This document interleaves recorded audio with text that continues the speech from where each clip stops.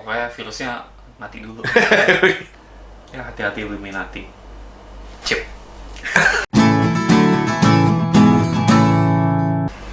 Halo semuanya. Hari ini kita mau membahas tentang isu yang dari sudah setengah tahunan ya. Nyaris. Ya, di dunia kalau di secara internasional sudah 6 bulanan lewat, kalau di Indonesia mungkin 4 bulan lah. Ya, kurang lebih ya. Yaitu tentang pandemi virus corona. Nah, yang hari ini kita mau bahas kaitannya kepada perencanaan bangunan. Bagaimana dampak dari pandemi dan bagaimana orang baik arsitek, building user, building owner melihat penyikapannya terhadap perencanaan bangunan. Dan bisa juga dari vendor-vendor mungkin ada Iya. teknologi tertentu atau material tertentu yang kira-kira sesuai nih dengan kondisi sekarang. Iya. Kesesuaiannya seperti apa? Karena orang lebih waspada tentang kesehatan, tentang kebersihan, apa yang boleh disentuh, apa yang sebaiknya dihindari untuk disentuh. Dan itu karena kita kalau merancang bangunan itu pada dasarnya adalah lingkungan tempat orang berkegiatan, apapun itu loh, kantor, mall, sekolah, dan pada akhirnya orang berkegiatan di situ ingin merasa nyaman, aman, dan dimudahkan gitu ya, Wer ya. Ya, dan terutama kaitannya dengan desain ya. Kita sebagai arsitek, sebagai desainer, kita harus paham juga mengenai teknisnya seperti apa nih, gimana perilaku orang yang berubah dengan kondisi yang baru ini. Tentunya ada penyesuaian terkait desain ya, ruangannya, materialnya, dan lain-lain. Iya, mulai dari yang sifatnya layout sampai ke spesifikasi material dan juga teknologi atau yang sifatnya mekanis ya, untuk memudahkan orang. Oke, kita mulai. Kita lihat aja satu-satu. Ya, oke. Mungkin pertama kita bahas dari sejak orang masuk ke dalam lahannya. Anggaplah orang yang menaiki kendaraan, mau kendaraan pribadi atau shuttle bus gitu ya. Jadi kendaraannya itu dari luar masuk ke lahannya. Ya, sekarang sudah mulai marak kan, ada gerbang untuk disinfektan kendaraan. Jadi di beberapa bangunan atau fasilitas publik sampai ke perumahan sudah mulai ada. Ini sih kayaknya bakal salah satu cara untuk memastikan bahwa kendaraan yang masuk ke lahannya itu atau ke bangunan kita itu sudah steril, setidaknya dari eksterior kendaraannya ya. Paling nggak ya mungkin terkait juga sama kendaraan disinfektan yang banyak jalan, penyemprotan di jalan ya, di jalan umum. Ya kalau ini kita bicara spesifik saat kendaraan itu masuk ke suatu site bangunan. Kalau dulu mungkin hanya parkir, sekarang karena ada pandemi ini bisa jadi untuk lebih mengamankan site-nya, fitur ini ditambahkan ke situ ya. Iya, kalau sebelumnya SOP ketika kendaraan masuk ke bangunan publik gitu ya, khususnya fungsi-fungsi tertentu, gedung kantor, hotel gitu, seringkali kita menemukan adanya bom checking ya. Ini kedepannya bisa jadi ada, selain bom checking, ada lagi disinfektan gate ini ya, gitu, untuk antisipasi ya, mengamankan kompleks atau bangunan itu sendiri. Dan ini kalau ya bisa jadi antara bom check, kan biasanya bom check itu ada ya didesain lah ya gate-nya, jadi jangan cuma seperti kotak gapura gitu aja gitu, tapi kan didesain ya ngikut dengan gaya eksterior atau desain bangunannya. Ini mungkin bisa jadi terintegrasi sama disinfektan gate ini. Jadi dalam satu so-called gate itu, selain untuk bom cek, mungkin antara sebelum atau setelah bom ceknya tuh si semprotan disinfektan itu ya. Ya, bisa jadi varian atau tipologi baru ya, selain drop off. Jadi gapura ini tuh jadi sesuatu yang wajib. Iya. Depannya. Dan nozzle semprotannya tuh terintegrasi di gate-nya itu. Nah, ini dari atas, samping. Terkait MEP juga ya, berarti bisa jadi mungkin kalau dulu plumbing di landscape aja ya, kalau di lahan itu penyiraman tanaman. Kalau di sini ini karena jelas-jelas ada kebutuhan air dan lain-lain, itu bisa diintegrasi juga di elemen ini. Iya, biasanya kalau bom checking lebih ke electrical ya. Lampu jelas, sama ini kayak beberapa hotel berbintang gitu yang memakai ada kamera di bawah mobilnya gitu, di driveway kendaraannya, terus tersambung dengan kamera dengan monitor yang bisa dilihat langsung oleh security-nya. Nah, kalau sekarang ada tambahan plumbing lagi. Soalnya memang plumbingnya dia harus di atas ada, samping kiri kanan ada, bawah juga gitu. Termasuk juga ini kan bannya, kolong mobilnya kan juga mesti disemprot, karena kan ya namanya kuman, virus, bakteri, penyakit tuh kan bisa menempel dari mana saja ya, dari sisi mana saja. Pengamanan berlapis ini jadinya. Jadi secara security dan secara kesehatan. Oke. Setelah tadi kita lihat kendaraan ya, masuk ke site, ini sekarang orangnya ya, tentunya saat masuk ke bangunan gimana nih, yang treatment secara khusus yang membedakan saat sebelum pandemi dengan sesudah. Ini kan sebetulnya sudah banyak mulai agak marak ya, di mana-mana tuh ada yang namanya bilik disinfektan kelihatannya, dari yang bentuknya sederhana, cuma pakai plastik aja, tilai ya, custom bikin sendiri ya, sampai yang lebih terdesain, tapi agak jarang ya sebenarnya, mungkin karena masih awal-awal ya baru. Iya, tapi sudah mulai ada beberapa vendor, supplier atau fabrikator yang membuat yang emang sudah fix gitu ya. Jadi satu modul bawa ke site, tinggal taruh colok ke sumber listrik gitu, sumber air, tangkinya misalnya. Terus ada yang dia memutar gitu, entah orang yang berputar atau semprotannya yang ini nyemprot dari segala arah. Ada lampunya juga, indikator kalau udah selesai proses penyemprotannya. Dan sekaligus ini juga ya, sekaligus dia mendetek suhu tubuh juga ya. Iya, bisa diintegrasi dengan pengecekan seperti itu sih, sangat memungkinkan ya. Jadi selain gerbang pintu utama ke satu bangunan ya, kalau sekarang sih sebenarnya masih terpisah ya kelihatannya untuk gate orang ini. Tapi untuk kedepannya sebenarnya nggak menutup kemungkinan untuk dibuat terintegrasi dengan mungkin air curtain. Jadi nggak cuma menahan AC dari dalam supaya nggak keluar dinginnya, tapi sekaligus disemprot disinfektan orang yang mau masuk. Iya,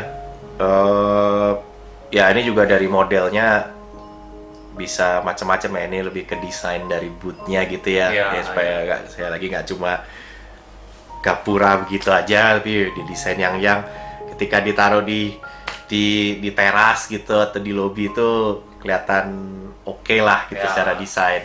Mungkin kalau pintu yang biasa seperti pintu geser gitu agak kurang terproteksi ya, karena orang cuma lihat sekilas aja. Tapi seperti kalau pintunya yang pintu putar, nah itu kan sebetulnya seperti satu bilik tuh, orang jadi agak melambat saat masuk. Nah itu sebenarnya dalamnya juga bisa jadi berfungsi ganda ya, jadi bilik disinfektan.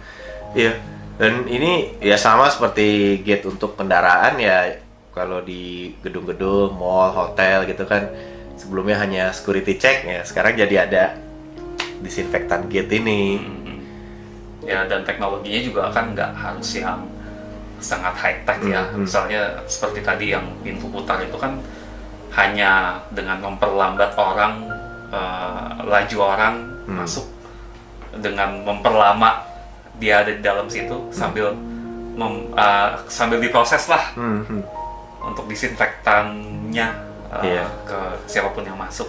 Ya itu bisa juga sih. Iya, sekaligus juga di sampingnya disediain atau ketika di dalamnya disediain ada untuk hand sanitizer gitu ya, pakai sensor. Jadi sambil badannya disemprot juga dia sambil bersihkan tangannya. Tapi kita ngasih ide nih buat vendor-vendor. iya. Dapat royalti. Benar. Tapi ya kalau substansi dari cairannya sendiri sih apa ya, sebenarnya paling tepat tuh sekarang masih pro dan kontra ya. Ada yang bilang kan bahwa cairan disinfektan tuh untuk barang bisa, tapi kalau untuk kena kulit kan takutnya iritasi segala macam. Ada yang bilang pakai air sabun masih bisa, tapi ya pro dan kontra ya. Ya ini memang masih perlu ya R&D lagi lah. Ya prinsipnya kalau cairan sih substansi cairannya itu bisa di research lah ya oleh rekan-rekan yang memang berkecimpung di bidang chemical. Ya bisa dicari substansi yang memang aman bagi kulit tapi bisa mematikan virus, bakteri dan sebagainya.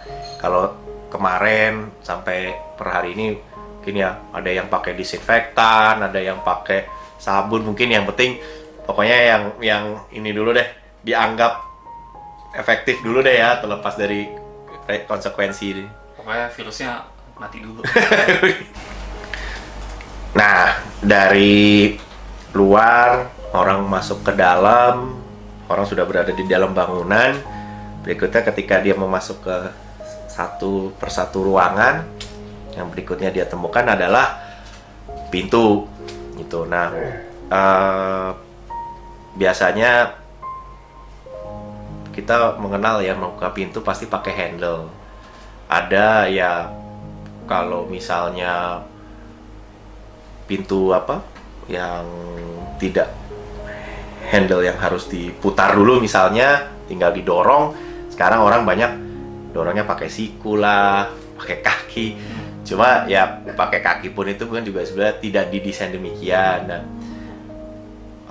sebenarnya bisa jadi nanti ke depannya akan makin marak karena sekarang pun juga sudah ada mekanisme untuk membuka handle pintu itu menggunakan kaki. Jadi biasanya pakai tangan, ini sekarang pakai kaki.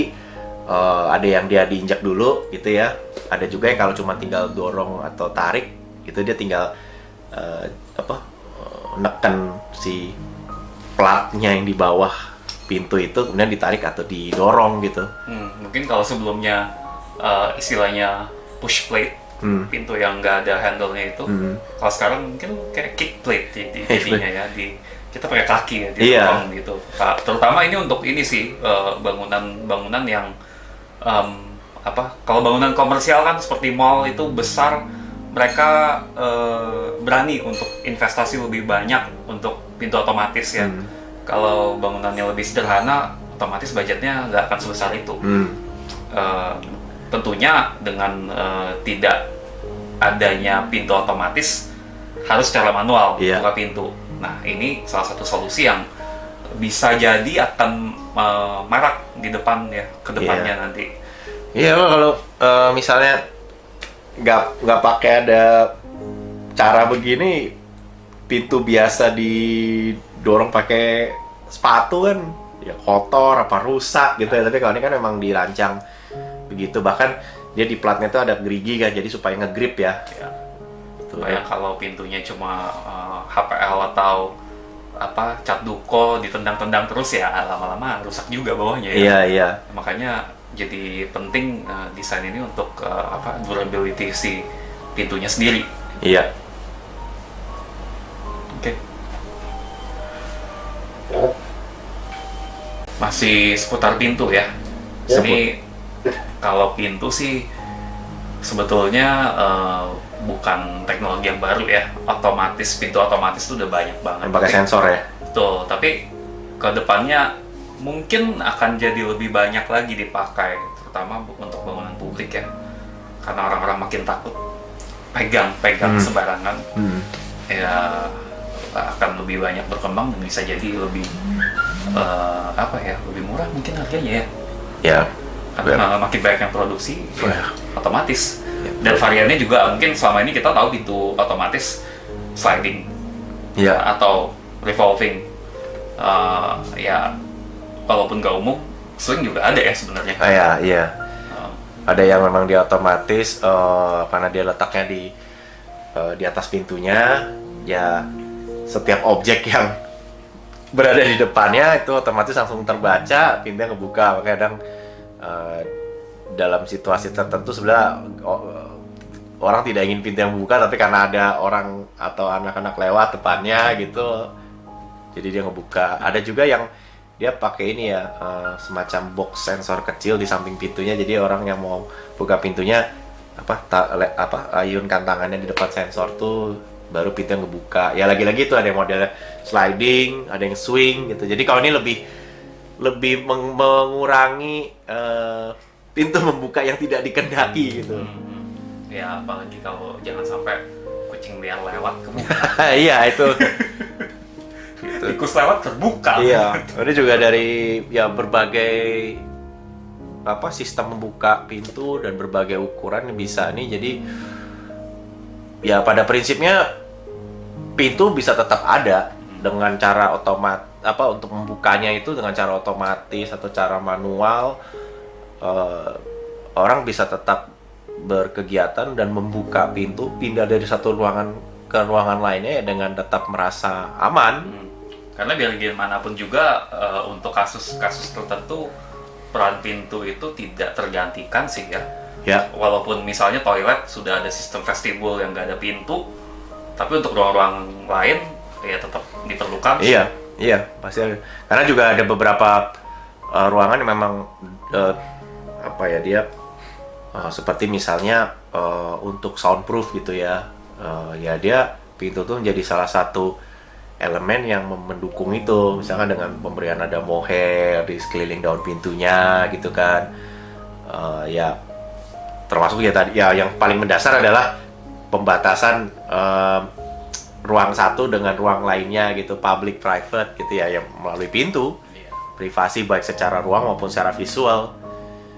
Oke, berikutnya kita masuk ke komponen yang lebih detail lagi ya. Ini mungkin nggak selazim seperti pintu otomatis atau disinfektan, bilik disinfektan ya. Mungkin kalau rekan-rekan lihat sejak awal-awal pandemi itu di mall misalnya ya, yang paling kita sering lihat sih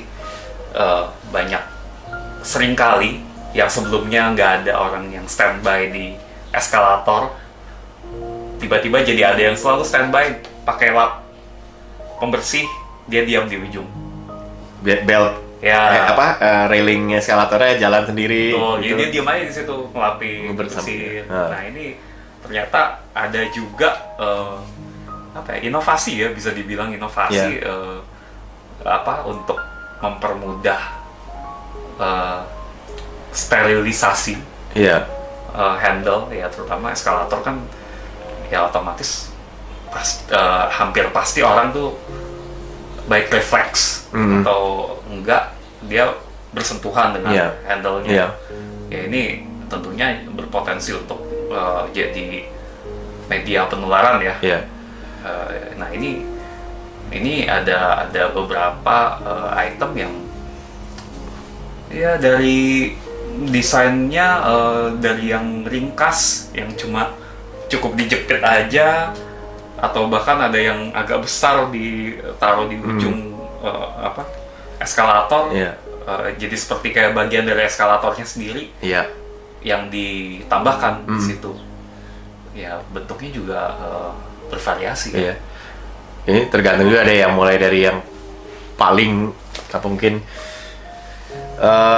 orang coba mengakali gitu ya, gimana caranya pembersihan belt railing eskalator ini bisa berlangsung otomatis tanpa harus ada orang yang berdiri megang akhirnya mungkin dibuat ada penyangga gitu, terus ada yang penyangga itu dipasangkan ada kain gitu, kain yang dibasahi oleh disinfektan gitu, sanitizer, sampai akhirnya ya berkembang jadi ya didesain gitu ya, jadi tidak kelihatan seperti tempelan tapi lebih terdesain.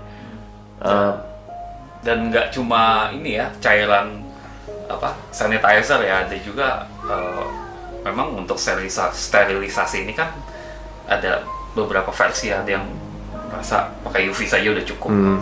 Ya ini juga terlihat sih dari desain produknya, ada yang memang seperti pengharum ruangan yang otomatis, jadi berapa lama dia semprot sambil jalan terus, pembersihan terus. Ada juga yang memang sterilisasinya dengan UV. Ya itu kembali ke desainnya sih. Memang ya kalau eskalator kecenderungan orang ketika naik eskalator dia akan pegang railingnya, karena space di eskalator itu kan sempit ya, cuman pas kali buat 2 orang. Beda kalau railing biasa gitu ya, di balkon atau di void, orang kan masih ada pilihan untuk agak mundur gitu atau menjaga jarak dengan pinggir tepi lantainya. Tapi kalau eskalator ini kan memang space-nya cuma segitu, jadi ya udah dia udah di pinggir, dan tangan tuh ya seperti kebanyakan orang tuh jadi langsung refleksnya pegang si railingnya gitu. Nah itu ya betul, itu ya salah satu media untuk ada penularan gitu. Makanya dengan cara pembersihan gini ya pengunjung bangunan ya lebih merasa aman. Dan apalagi untuk eskalator yang kecil ya, yang cuma 1 orang aja, ya nggak ada pilihan ya, pasti orang mau tidak mau bersentuhan. Kalau dalam ruangan, kalau untuk menyalakan lampu gitu biasanya pakai saklar gitu ya. Sebenarnya sudah ada teknologi pakai sensor gerak itu bisa mendeteksi. Bahkan ada yang tidak benar-benar si sensornya itu menangkap ada objek di depannya dia, tapi dia bisa menangkap bahwa di ruangan itu ada orang gitu. Itu dia bisa langsung nyala gitu. Jadi itu memang ya teknologinya sudah ada. Cuman kalau biasa di bangunan-bangunan mungkin belum terlalu marak ya. Mungkin dengan sekarang mau menggencarkan touchless mungkin jadi lebih marak ya depannya. Sebelumnya sensor-sensor ini kan banyak dipakai di kalau smart building ya, dipakai yang memang sudah terintegrasi lightingnya juga. Kalau dengan pandemi ini bisa jadi lebih populer sih, walaupun memang tidak terbatas pada sensor sih ya. Teknologi yang lebih sederhana dengan sistem mekanis pun sebenarnya udah banyak dipakai sih. Sederhananya kayak di dalam walk-in closet, lampu gitu, pintu dibuka ada tombol yang tertekan, ya udah langsung nyala. Lebih sederhana, nggak perlu sensor, dan mungkin ada kekhawatiran kalau sensor ada isu terkait elektrikal ya. Kalau mekanis kan mungkin relatif lebih aman, lebih tenang lah gitu. Seperti di kulkas ya? Kan gitu. Ya tau lah itu kalau ada tombolnya suka dimainin. Kalau dia bisa terintegrasi dengan daun pintu ya atau engsel ya, jadi ketika buka pintu gitu tadi misalnya dengan kaki gitu ya, buka pintunya, begitu dia dibuka otomatis langsung ruangannya juga nyala gitu. Itu benar-benar orang tidak menyentuh apapun gitu di ruangan itu. Ya kalau kita bicara bangunan rumah tinggal, mungkin ya dianggap bahwa ini yang mencet saklarnya hanya orang di rumah terus itu ya, hanya orang yang tinggal di situ saja. Jadi ya kalau itu mungkin pakai saklar yang konvensional masih bisa. Tapi kalau kita bicara bangunan publik, misalnya bangunan kantor gitu, lampu-lampu koridornya itu kan bisa jadi setiap hari, setiap saat itu yang bertugas untuk menyalakan, mematikan tuh orangnya berbeda-beda. Tapi juga sekarang juga bisa juga dikombinasi dengan menggunakan timer ya, Ya. gitu. Ya kalau timer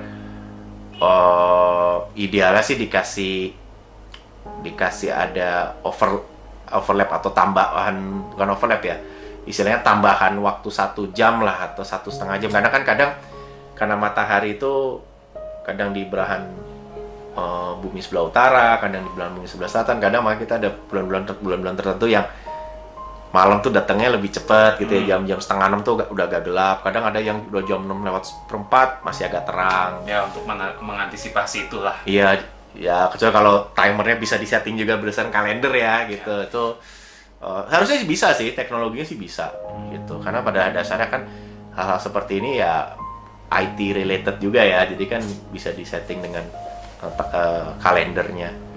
Nah, ini RFID ya. RFID sebenarnya mungkin kedengeran asing, tapi tanpa sadar ya udah banyak dipakai juga ya RFID ini. Iya. Untuk gate masuk ke perkantoran atau Iya. ke stasiun bahkan atau terminal kan. Keycard hotel. Nah, itu kan RFID semuanya. Iya. Kita bayar tol juga, tap juga seperti itu. Iya, basicnya RFID. Iya, ya ini juga akan tentunya mendukung touchless, Iya. meminimalisir sensor bersentuhan. Iya. Karena yang istilahnya menjadi media untuk mengaktifkan membuka pintu, menyalakan lampu dan sebagainya itu adalah kartu itu, dan seringkali kartu itu nggak harus nempel, dia asal didekatkan dengan pembacanya saja, readernya itu sudah kebaca gitu. Ya ini kalau ini aspeknya tidak hanya masalah security ya, tapi juga bagaimana alternatif lain kalau tidak menggunakan sensor yang otomatis, tapi juga sensor yang bisa dibuka tutupnya secara manual dengan kartu ini. Dan RFID ini kan bisa di dalam dompet, bisa misalnya terintegrasi dengan jam tangan gitu. Sekarang sudah ada beberapa smartwatch gitu ya. Jadi ngetapnya itu dia tinggal pakai jam tangannya didekatkan ke RFID readernya. Cuma mungkin ada kendala kalau RFID terkait sensitivitasnya aja. Soalnya ada beberapa kasus yang RFID-nya tuh malah nggak sensitif. Kita harus tempel. Nah itu. Ya kalau ujung-ujungnya harus tempel kan ya kita nggak bisa touchless juga. Iya. Semua orang nempel di situ ya akhirnya ya what's the point? Ya minimal kartunya yang nempel ya, bukan benar pencet tombol gitu Ya. untuk membuka pintu. Tapi Oke lah. ya seharusnya RFID yang benar tuh ya dengan jarak berapa senti itu sudah kebaca. Jadi kalau yang harus sampai benar-benar nempel tuh mungkin ada trouble gitu dari sistem atau produknya. Ya hati-hati Illuminati. Chip. Ya kalau RFID itu ya bisa ditaruhnya kalau nggak di dompet, mungkin di name tag kantor gitu ya, ID macam-macam sih. Jadi ya bisa juga model tempatnya tuh jadi ya sekarang kan kalau seperti casing handphone gitu ada modelnya lah, ada stylenya gitu. Jadi juga tempat RFID itu jadi bagian identitas yang punya juga nih. Bentuknya apalah, gambarnya apalah gitu. Jadi Fashion item bahkan. fashion item jadinya. Kalau kita lihat kayak karyawan di perkantoran kan hampir pasti pakai kalung name tag ya. Bahkan nggak cuma karyawan ya. Kalau pengguna kendaraan umum juga pasti pakai itu ya. Iya. Biar nggak repot ngambil lagi dari dompet. Ya udahlah langsung aja. Iya. Selesai. Dan casingnya tuh jadi ada desainnya gitu. Iya. Jadi menarik. Ya jadi kata siapa pandemi tapi kita nggak bisa stylish. Iya betul. Kalau toilet ya, banyak yang bilang bahwa handle pintu toilet itu adalah tempat yang paling banyak kumannya di dalam suatu bangunan. Jadi makanya sudah dari berapa lama ya mulai muncul layout toilet yang tidak memakai pintu, ya dengan ketika masuk dibelokin dulu ya, istilahnya orang dari luar tuh nggak bisa langsung lihat apa yang ada di dalam toiletnya gitu kan, itu kan suatu yang private ya. Ya ruang vestibul ini membuat hal itu menjadi mungkin, dan itu sudah kalau di mall-mall, beberapa hotel sudah umum ya. Ya apalagi kalau mall kan, karena yang datang ke mall tuh orang dari berbagai macam, itu semuanya kalau megang handle satu persatu, mau yang handle bisa yang diputar atau yang cuman push pull bar, tapi prinsipnya ya ada kontak dengan handle-nya lah. Ya, dan sebetulnya kan kalau toilet publik, tidak semua area di dalam toilet itu sangat privat seperti di dalam cubicle. Ya. Seperti area cuci tangan, Ya. mengering gitu kan, ya agak-agak kelihatan sedikit juga sebetulnya nggak masalah. Iya. Jadi festival ini pun ya kalaupun masih agak terlihat di area-area tersebut ya nggak terlalu masalah. Iya. Paling tidak orang yang sedang memakai urinoir atau baru keluar dari kubikal itu setidaknya nggak kelihatan. Kalau cuci tangan agak kelihatan sedikit, masih bisa dianggap tuh masih oke lah gitu ya. Ya, dan ini bukan sesuatu yang baru sebenarnya, tapi bisa jadi akan lebih populer lagi aplikasinya di bangunan-bangunan. Iya. Setelah pandemi ini ya terutama. Ya jadi ya otomatis secara layout bangunan secara keseluruhan kita untuk toilet kita membutuhkan space yang lebih besar gitu, untuk supaya kita bisa membuat ada sirkulasi orang harus berbelok, ada area vestibulnya dulu gitu, ketimbang kalau pintu kan langsung masuk langsung isi toiletnya ya. Tapi kalau ini dengan orang harus berbelok dulu, otomatis ada extra space di situ ya. Kalau diarahkan seperti itu ya otomatis jadi kebutuhan ruang untuk toilet ya relatif agak lebih besar lah. Signifikan sih tidak, tapi adalah penambahan sekian meter persegi ya. Berikutnya kita masih ngobrolin soal toilet nih. Emang toilet nih banyak banget ya emang dasar.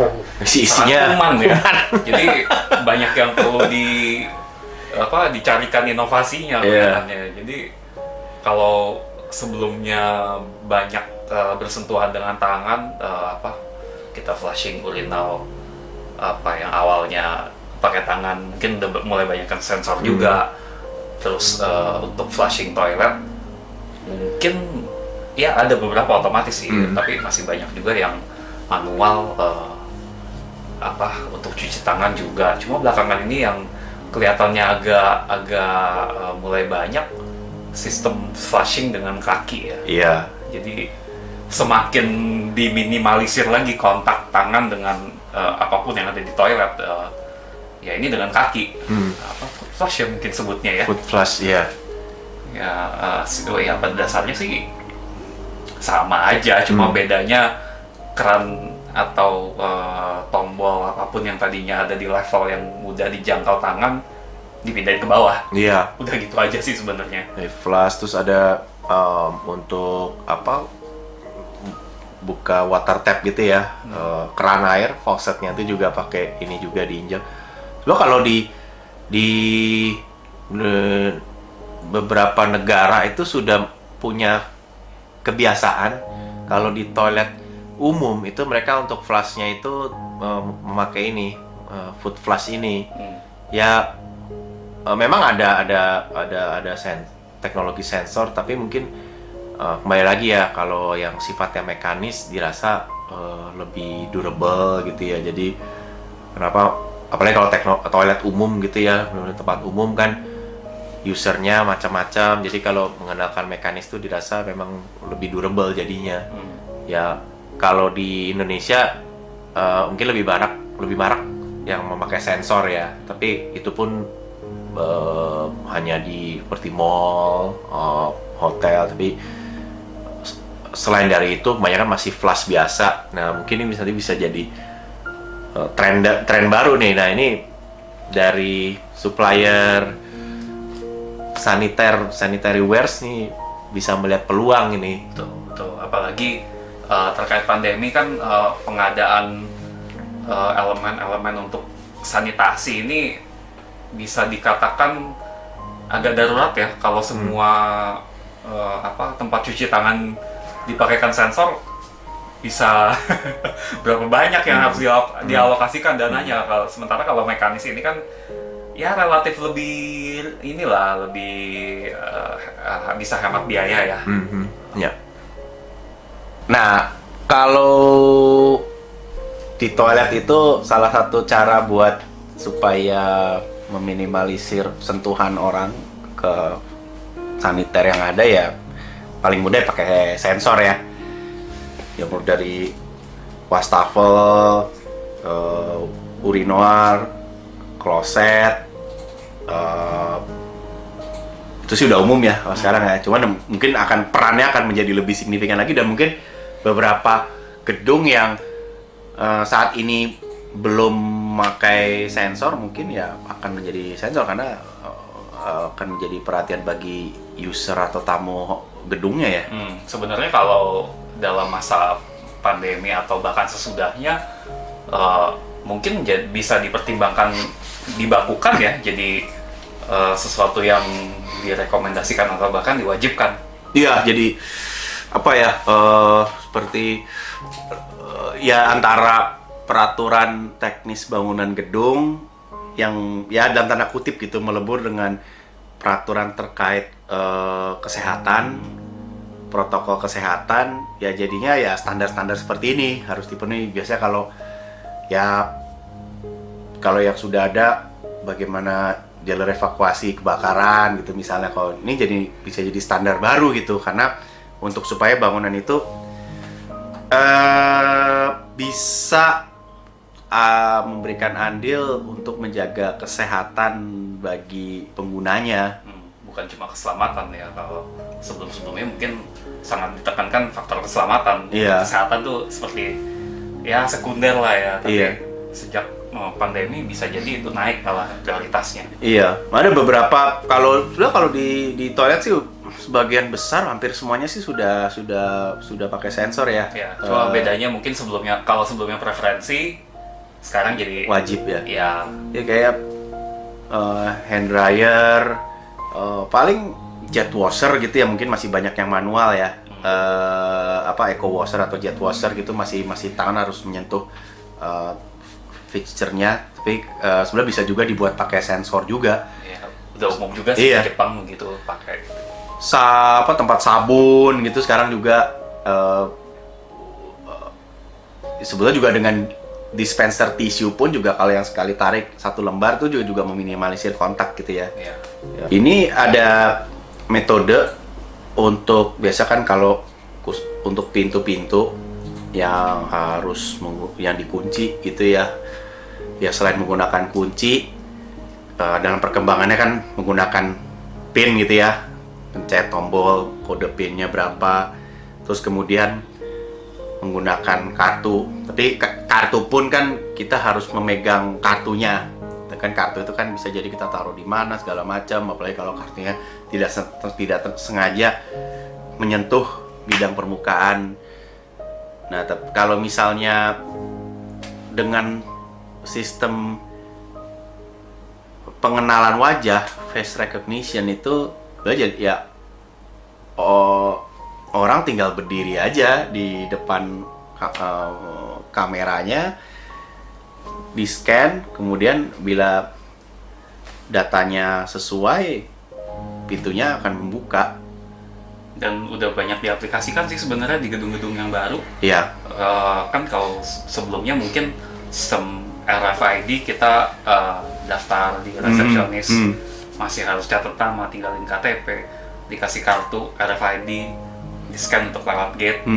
Sebenarnya dengan teknologi face recognition ini, ya kembali lagi kalau bersentuhan dengan benda-benda umum itu jadi isu, ini salah satu solusi yang alternatifnya. Jadi kita sampai ke resepsionis, hanya di foto aja muka kita nggak perlu tinggalin apa-apa, udah cukup di data aja. Masuk gerbang ya pakai foto kita itu, face recognition berdasarkan itu ya. Jadi bisa sama sekali touchless. Iya. Sebenarnya kalau sistem ya yang sifatnya sudah elektronik ya, misalnya kembali lagi seperti misalnya RFID gitu kan, dalam satu data itu kan sudah mencakup berbagai informasi ya. Seperti kalau kita misalnya kartu identitas gitu, misalnya iktp gitu ya, itu kan bisa dimasukkan data gitu ya, data-data, dan itu saling terhubung dengan misalnya kita domisili kita pernah tinggal di mana, pindah kemana, itu sebenarnya kan semua bisa direkam ya. Nah, demikian pula dengan teknologi face recognition ini. Kalau face recognition ini sih ya mungkin kelemahannya ya karena dia mengandalkan fisik, khususnya wajah dari usernya. Ya kalau misalnya ada luka itu jadi berpengaruh terhadap teknik pengenalan wajahnya ya.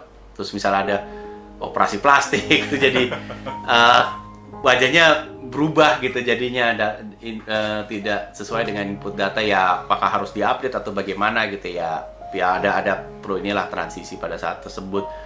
Ya namanya teknologi pasti berkembang terus sih. Iya. Ada penyesuaian lah pasti. Kalau retina ya itu harus dekat ya, mata sama sensornya harus dekat. Kalau ini kan sebenarnya bisa dengan jarak. Ini juga seperti di bandara, beberapa bandara kan sudah menggunakan seperti ini ya untuk e-passport gitu ya. Ya, dan ini sebenarnya menggantikan yang retina itu. Retina kan juga sebenarnya masih bersentuhan ya. Iya. Jadi ya nggak aman juga sebenarnya. Relatif lebih aman inilah. Iya. Berbicara touchless, ini ada teknologi yang sebetulnya mungkin lebih nggak aman, bukan lebih nggak aman ya, lebih nggak lazim lagi, lebih jarang kita lihat. Saya sendiri jujur belum pernah coba langsung bendanya ini seperti apa nih. Sistem holografik, jadi seperti diproyeksikan di udara, jadi sebetulnya kita seperti ya mencat udara ya. Mencat udara. Ya sekali lagi touchless. Iya. Aman. Iya. Ini saya sih pernah lihat teknologi seperti ini, tapi memang sifatnya waktu itu bukan untuk penggunaan secara umum ya, untuk di tombol lift dan sebagainya gitu. Tapi memang ya hal ini bisa menjadi sesuatu yang bermanfaat, di mana kita harus mengedepankan touchless itu. Dan kalau kita lihat film science fiction gitu ya, ya atau misalnya kita lihat Iron Man gitu, Tony Stark dengan itu hal-hal seperti itu secara prinsip bisa direalisasikan, yang kita tinggal menunggu waktunya tiba aja. Dan banyak hal-hal yang awal mulanya kita lihat di film, ini rasanya cuma angan-angan aja, cuma mimpi, atau kita bilang ini mungkin baru 200-300 tahun lagi baru ada, ternyata nggak sampai 20 tahun sudah ada gitu. Ada beberapa hal-hal seperti itu. Jadi hal seperti ini menarik, dan ini sebenarnya solusi yang cukup efektif ya untuk mengedepankan touchless, karena ya kita cuma menyentuh udara gitu. Ya. Cuma kembali lagi kalau bicara teknologi, karena akan diproduksi massal tentunya ya ada hitung-hitungan biaya. Ya. Tadinya gimana ya, itu kita serahkan pada ahlinya aja. Ya, dari sisi R&D, biaya untuk R&D-nya, terus kemudian biaya pembuatan mesinnya, kemudian juga kalau sudah dipatenkan oleh suatu produsen, otomatis jadi ada biaya paten, bobot biaya paten itu jadi menambah biaya juga. Jadi ya bagi rekan-rekan yang ingin bereksplorasi atau demam bereksplorasi dengan teknologi seperti ini, mungkin ini potensi yang baik. Nanti kita tinggal bekerja sama untuk kita aplikasikan di lift-lift bangunan yang kita desain. Pandemik ya terutama. Iya. Ya kalau untuk mengedepankan touchless, ya sesuai arti harafiah touchless. Jadi benar-benar kita gimana bisa memberikan input pada suatu sistem tanpa menyentuhnya, yaitu ya seperti infrared. Kalau RFID itu dengan menggunakan media chip ya, entah itu di kartu, di smartphone, entah di smartwatch, atau mungkin kedepannya misalnya somehow ditanam dalam tubuh manusia. Ya. Tapi kalau infrared tuh lebih kepada istilahnya tanpa membaca data ya, cuma mendeteksi motion aja sebetulnya. Ini sebenarnya infrarednya lebih kepada untuk mendeteksi motion aja, gerakan gitu. Jadi ya buat buka pintu, lift gitu. Jadi mungkin kalau tombol lift biasanya kita harus pencet nih, jadi 1, 2, 3, 4, 5, 6, 7, 8 gitu. Masing-masing ada sensornya, tapi ya itu harus dibarengi dengan mungkin space per tombolnya tuh yang agak besar ya, supaya jangan sampai orang mau pencet lantai 3 gitu, tapi karena kena lantai 2 gitu, atau ya lebih parah lagi kena semua ya, gitu. Ya intinya sih aplikasinya bisa kemana aja, tinggal penyesuaian ke masing-masing fungsinya aja. Iya. Atau misalnya gini, untuk misalnya saya ambil contoh tombol lift gitu ya. Misalnya orang mau ke lantai 5. Dia tuh jadi memang sensornya dirancang sedemikian rupa supaya tidak sekali ngebaca gerakan langsung dia menginput. Tapi misalnya bahwa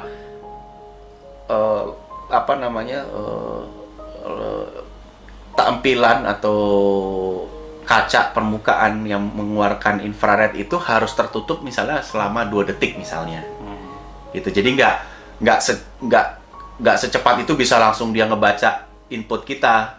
Tapi harus kita diam dulu 2 detik baru dia pling datanya masuk gitu. Jadi itu untuk menghindari ya itu tadi ketidaksengajaan dalam memencet tombol lift gitu. Ya teknis lah ya itu, ketidaksengajaan maupun kesengajaan, karena ada anak kecil yang jahil juga ya. Masuk dia pencet-pencetin aja semuanya. Iya. Apalagi kalau tinggal swipe begitu doang. Iya. Tapi masalah juga kalau tidak sengaja nanti jadi apa ya? Playground. Jadi dispute gitu. Orang bilang sengaja, tapi dia bilang saya nggak sengaja. Jadi tapi kalau mungkin dia di jembatannya, kalau di bayangan saya sih itu sih harus diam 2 detik gitu, baru berubah, baru terinput gitu, kita mau ke lantai 5 gitu. Ya untuk semua tombol di lift ya, termasuk open, close gitu juga. Ya tombol emergency gitu. Nah, ini mungkin kita udah lebih familiar lagi dengan sistem ini ya, lewat aplikasi. Cashless, sekarang semua cashless ya pasti. Yeah. Apalagi dengan banyak promo-promo dengan aplikasi itu sangat-sangat populer ya. Kita nggak usah sebut nama lah ya, Yeah. tapi udah tahu lah teman-teman pasti semuanya. Tinggal scan QR code atau input password atau PIN gitu, udah bisa ya. Ini juga QR sih ya terutama ya. Tinggal scan aja ya, yeah. Dimunculkan QR code-nya, di scan, udah. Jadi kalau penggunaan di lift tuh sebelum masuk ke lobby liftnya tuh ada dikasih tahu QR code-nya, dan pengguna smartphone scan ya, mungkin supaya nggak berjubel orang yang mau scan, apalagi kalau harus physical distancing. Jadi mungkin logo atau simbol QR code-nya harus agak besar, jadi orang bisa scan dari jarak yang agak jauh, dan langsung di aplikasinya tuh langsung masuk ke general interface. Jadi yang orang tidak harus masuk ke aplikasi tertentu ya, tapi langsung kayak orang kalau mau connect ke wifi di tempat umum kan biasanya kan langsung ini ya, tersambung ke window wifi-nya ya. Ada dia di redirect, kita tinggal masukkan aja. Iya, masukin user ID sama password gitu ya. Nah ini dua hal yang agak beda, tapi sebetulnya sama-sama ada pendekatan mengenai desain ya. Yang satu tadi kalau yang saya singgung lebih ke transaksi, itu kan lebih ke desain booth-nya seperti apa, di mana nanti menempatkan scannernya mungkin bisa terintegrasi ke desain resepsionis atau boothnya. Kalau yang belakangan ini yang kemudian kan lebih ke arah aksesibilitasnya ya. Ya. Bagaimana desain, sama sih intinya scannernya juga ya. Iya. Mau diintegrasi ke misalnya di lift, apakah di lift jamnya kah, atau di tombolnya kah, atau di dalam kabinnya justru. Iya. Jadi kalau sudah masuk ke aplikasinya kan kita bisa mau ke lantai berapa gitu, nanti otomatis. Jadi karena kan dari QR code itu langsung ngeling gitu antara si lift tersebut dengan gadget. Apalagi sekarang kan bisa dibilang semua orang memakai gadget gitu ya. Jadi dan QR reader itu atau barcode reader itu sudah banyak, bisa di-download secara gratis di smartphone. Jadi dengan demikian langsung terlink dan orang bisa pencet nih saya mau ke lantai berapa. Itu bisa di-set, dan ini juga salah satu cara untuk membuat sistem touchless tersebut, karena ya kita hanya menyentuh smartphone kita. Dari berbagai sistem metode bagaimana user bangunan itu memakai bangunannya, adalah salah satu elemen yang mengambil peranan penting terkait pemindahan bakteri, virus gitu adalah ya benda yang dipegangnya. Dalam hal ini berarti materialnya kan. Entah itu materialnya kayu, besi, aluminium, apapun. Jadi sebetulnya menarik untuk dipikirkan, apakah ada material yang secara otomatis tanpa harus disemprot disinfektan, tanpa harus diapa-apakan, memang dari nature, dari karakter material tersebut memang dia anti benda organik gitu. Ya entah material itu memang dari sifat alamnya memang demikian, atau mungkin modifikasi, di engineer sehingga bisa anti hal-hal yang sifatnya organik, jadi dia antivirus, antibakterial. Itu menarik sih ya. Memang biaya research-nya, biaya R&D-nya ya tentunya ada ya. Itu memang ada beberapa material yang ya masih pro dan kontra juga ya. Masih belum terbukti, tapi masih dalam riset juga. Ditambah lagi sekarang kan memang sudah ada yang mempelajari, di virus ini di permukaan A bertahan sekian lama, di permukaan B sekian lama ya. Sebenarnya nggak menutup kemungkinan sih suatu hari nanti ketemu material yang kombinasinya di sini cuma bisa tahan sekian detik. Itu sangat bagus sekali. Mungkin bisa dipertimbangkan untuk jadi material finishing, terutama untuk bagian yang sering bersentuhan gitu. Handle, railing gitu ya, tombol. Nah, bisa jadi teknologi secanggih apapun itu, kalau memang material sudah ada ya, jadi nggak jadi bisa di nomor 2 kan ya. Kalau memang terbukti efektif. Ya ada beberapa kali saya dengar tembaga itu disebut-sebut sebagai material yang bisa anti virus, antibakterial. Ya memang di sini saya bukan ahli di bidang penelitian seputar apakah material tembaga itu efektif terhadap semua jenis virus, semua jenis bakteri. Tetapi ya kalau misalnya memang katakanlah material tembaga itu bisa efektif membunuh virus, bakteri, katakanlah 70% saja, katakanlah tidak semua virus atau bakteri, itu sebetulnya sudah hal yang cukup lumayan gitu ya. Dan ini sebetulnya berkaitan lagi dengan bidang kita desain. Bisa jadi ini mempengaruhi tren warna atau tampilan ruangan ataupun desain sesuatu, baik produk arsitektur ataupun interior, mungkin jadi mengarah ke tone warna tertentu ya. seperti itu. Iya, Kita lihat aja ke depannya. Iya, nah kalau memang kalau misalnya memang tembaga bisa antivirus, antibakterial tuh ya sangat bagus. Ya terlepas dari biayanya ya, memang kalau tembaga ya harganya cukup tinggi. Ya tetapi mungkin untuk beberapa untuk pemakaian di elemen-elemen tertentu saja mungkin worth it ya. Misalnya untuk di handle saja atau di railing. Jadi kan railingnya pun juga kan area yang memang sering ada kontak dengan orang gitu ya, dengan manusia gitu, sering dipegang gitu. Jadi memang dilihat optimasinya juga ya, kalau semua di cover tembaga biayanya kan fantastis gitu mahalnya. Tapi prinsipnya ini membuka, kalau saya lihat sih ini membuka gagasan ya, bahwa kita memakai cara sensor, cara apa namanya RFID, kita pakai cara macam-macam. Sebetulnya kalau dari material yang kita sentuh itu sudah dengan sendiri antibakterial, antivirus, ya why not gitu. Solusi bisa berupa apa aja. Iya. Oke, setelah kita bahas detail-detail semua teknologi, sensor dan lain-lain, jadi kesimpulannya atau bisa disimpulkan ya, sebetulnya kita sudah ada sih sistem yang bisa mengintegrasikan semua ini, yaitu ya dengan sistem smart building ya. Semuanya sudah jadi satu, terintegrasi.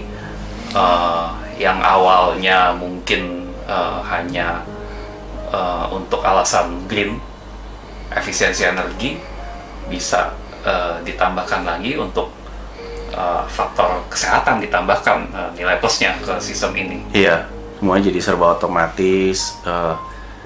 Mana kalau kita lihat seperti sensor, kita bicara gedung ya, itu kalau harus misalnya setiap sensor tuh dia stand alone gitu, itu akan kurang efisien dalam pengoperasiannya. Selain itu juga kalau area publik gitu kan harus ada sistem yang bisa secara otomatis untuk melayani seluruh area publik itu ya. Karena bukan satu ruangan kecil saya, tapi satu ruangan besar. Nah dengan ya sistem seperti ya building automation system itu bisa mengcover, memikirkan, memproses data dari berbagai sensor yang ada di dalam satu gedung gitu. Dan dengan semakin berkembangnya teknologi, sebetulnya sistem otomasi ini bukan sesuatu yang jauh banget sih. Ya. Lebih bisa diterapkan lagi. Sekarang juga sudah banyak, memang belum semua bangunan menerapkan, tapi sebenarnya pelan-pelan sudah mulai marak gitu. Oke, jadi rasanya cukup ya kita bahas udah Sensor, banyak, material, iya, teknologi bahkan yang masih belum kita coba. Iya. Kalau rekan-rekan ada gagasan, silahkan di komentari, tulis komentarnya di bawah video ini. Ada gagasan, kita bisa nanti tukar pikiran. Ini apa ya istilahnya, beberapa hal yang kami sudah berpikir, tapi tentunya kalau misalnya kita bisa diskusi lebih lanjut itu akan sangat menarik, karena kita bisa berikan solusi terhadap sistem desain bangunan, kemudian juga terhadap kesehatan dan keselamatan penggunanya gitu ya.